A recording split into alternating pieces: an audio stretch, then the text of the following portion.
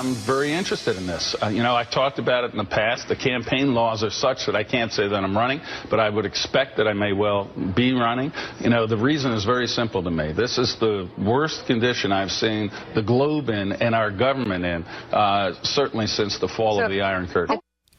And we welcome you into our third hour of America's Forum with Miranda Kahn, J.D. Hayworth. Yeah, a man in his 60s, having served as governor in a heavily Democratic state, now considering a presidential bid, and no, not Mitt Romney. As the video revealed, it is former New York Governor George Pataki, heard on MSNBC's Morning Joe earlier this morning, but he joins us now from Newsmax New York. So, Governor, you're taking a good look at this. If there were one single factor that would seal the deal on whether to run or not, what would that be? Well, I don't think there's one single thing, J.D. It's really the condition of the government, the condition of the world. I think we are at greater risk of being attacked again in the United States today than we've been at any time since September 11th. And it's a failing of government leadership by the Obama administration.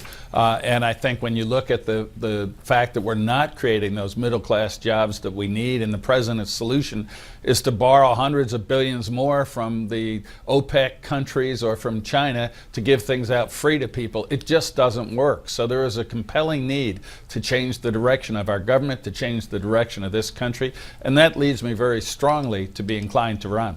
When will you make that decision? I don't have a time frame. I'm headed back to New Hampshire tomorrow and Wednesday, and as you heard from the weather, it's not because of the weather, it's because I do believe that it's important to talk to people, to let them ask questions and hear my views, and that's what I intend to do over the course of the next weeks. So headed back to New Hampshire, but you take a look at the calendar early on: Iowa first, then New Hampshire, then South Carolina, Florida, and the state I used to represent in Congress, Arizona, far removed from the Empire State where you enjoyed such electoral success. What are you hearing across the country, Governor, that makes you inclined to go ahead and get into this thing? Well, I'm hearing first that the Republicans have a tremendous field, and I think that's true, and I think it's good for the party and good for the country. And second, that people really believe that it's wide open, that they're willing to listen. 4 years ago, there was an enormous rush to get behind Mitt Romney early, and I think it's the opposite this time. People are open-minded, they're listening, they want to hear ideas, they want to see your vision, they want to hear about what you were able to accomplish. So I think it's open. In a field of very strong potential candidates, and I think that's a great thing for the party and the country. Governor Pataki, you had a recent encounter with a man by the name of Governor Rick Perry. Care to elaborate on that? Oh, Rick and I were governors together. We had friendly competition, and we've always gotten along extremely well. And I know he's thinking about it seriously, as am I. And I just said, if it turns out we're standing on a snowbank in New Hampshire, shaking hands at the same time with different people, I would be honored to stand next to Rick Perry. Now, it's just a sign of respect, a sign of friendship, and what I was saying, that I think this party has a great many very good potential candidates considering a run. Given the laws and regulations that surround running for office, but especially the presidency, it always seems that now it's the establishment of a super PAC and then subsequently a decision whether to run for president or not. You have established that type of PAC, have you not, Governor? That's right, J.D. The laws really say that it's almost compels you to go that way. So we've created WeThePeopleNotWashington.com. It is our super PAC, and I think the message is pretty clear to the people, as it is to me, that Washington does not represent the people. It's become an insular, isolated group of people.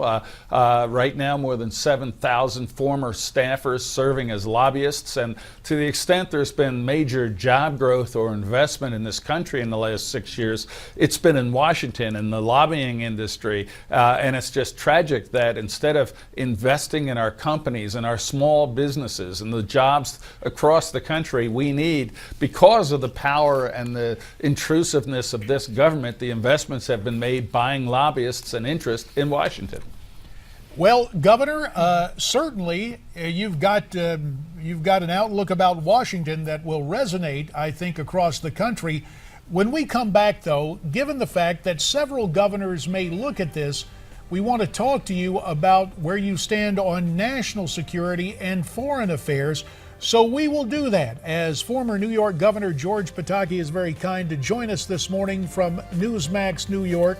More with the good governor, and a decision that sounds to me like it's pretty well made, but we understand the legal encumbrances that would bring if a formal announcement was made. Who knows, maybe we'll get him to announce. That's straight ahead on America's Forum.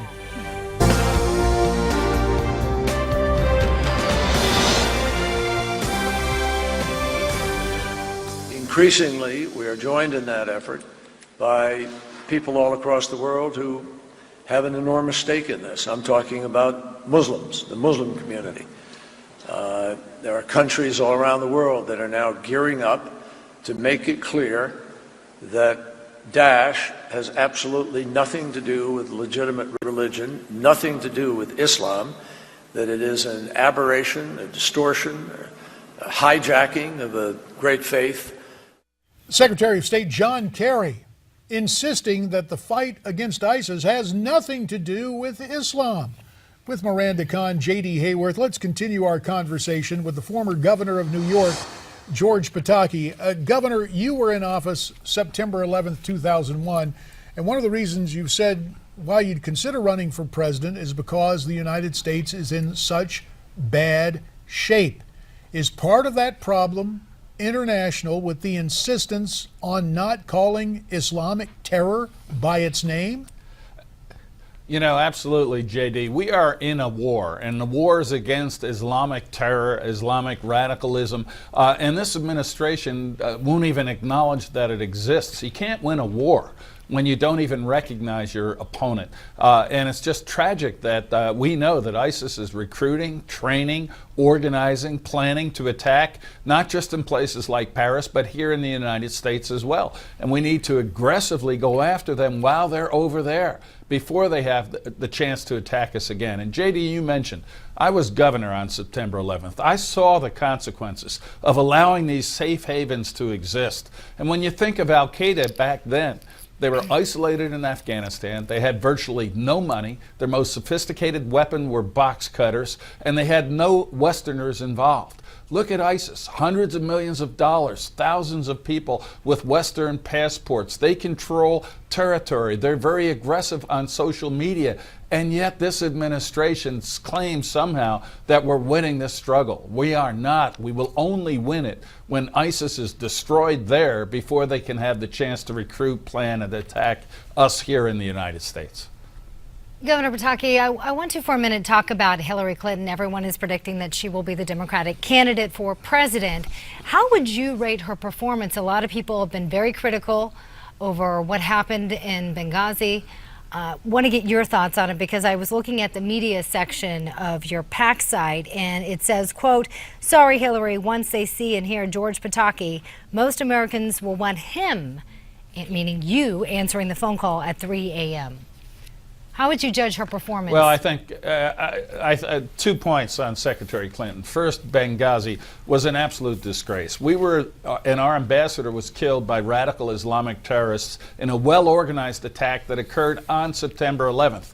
And that this administration blamed America, blamed us for some video that nobody saw, and continues to this day to lie about what happened. That is inexcusable. American lives were lost, and yet we told the world it was our fault. And that is just something that is really completely unacceptable by any nation that cares about its safety. The other part is when Secretary Clinton was asked, what are you most proud of your accomplishment as Secretary of State? She couldn't answer the question. And I think that is very telling. And if you look at the past 6 years, America's stature in the globe is worse. The conditions are worse. We have radical Sunni Islam and ISIS looking to create a caliphate. We have Iran creating a modern Shia Persian empire. And just this administration's own generals a few days ago said Al Qaeda is 4 times stronger today than they were 5 years ago. It is a failure of policy that affects everybody in this administration, but most importantly, it affects the security and the safety of us here in the United States. So we have to be aggressive, not spend $1 trillion trying to create a democracy where one has never existed, but killing those who would attack us here before they have the chance to attack us again. Governor, before we let you go, and we've got about a minute remaining for your comments, you have been a steadfast opponent of Obamacare. With the minute that remains, what should happen? Should the Congress work to repeal it? If you were to become president, would that be the first item on your agenda? Well, the first item is always national security, but repealing Obamacare has to be a top item. It's one of the reasons we're not creating the jobs. It's one of the reasons small businesses are not hiring that next employee. And by the way, April 15th, it's estimated 8 million Americans are going to get a tax bill because they didn't have adequate health care coverage, and they're going to be fined under Obamacare. The law should go, the Republicans should pass, repeal, and then hope that the president comes to his senses, although I think that's highly unlikely. Well, Governor, we appreciate your time this morning. And even though you were with my old congressional colleague, Joe Scarborough on MSNBC, let me just, when you decide to make the announcement, would you come on back here with your friends at Newsmax TV? We'd love to have it first. Well, JD, thank you very much. I appreciate that. And I appreciate your service in Congress, and look forward to more discussions. Thank you very much. Former New York Governor George Pataki joining us. He may yet run for president. We're coming back to talk the economy next.